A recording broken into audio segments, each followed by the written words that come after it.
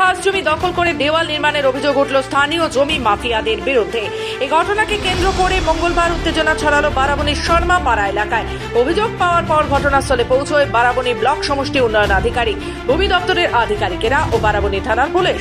বারাবণী পঞ্চায়েত সমিতির সভাপতি অসিত সিং জানান, জমি মাফিয়ারা দীর্ঘদিন ধরে সরকারি খাস জমি দখল করে বিক্রি করছিল। আজ প্রশাসনের আধিকারিকেরা এসে সতর্ক করেছেন এবং পুলিশ शीघ्र व्यवस्था नेबे बोले जानिए।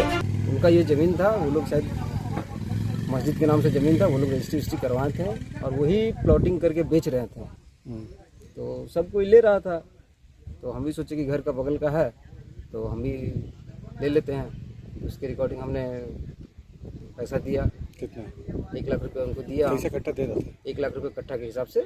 ये ओपन था, सब कोई लिया। यहाँ भी देखिए ईटा फीटा सब गिरा हुआ, सब कोई लिया।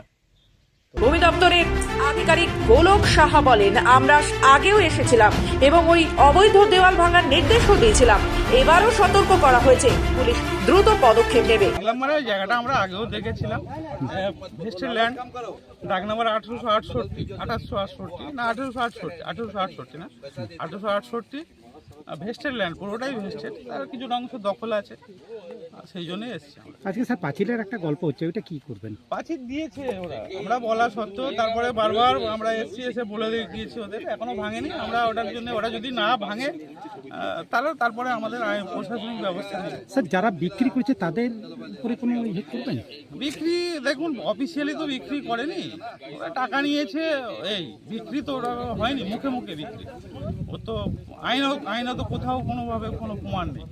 ওইভাবে আমরা পুলিশ প্রশাসন যদি ব্যবস্থা যেটা হবে নেবে।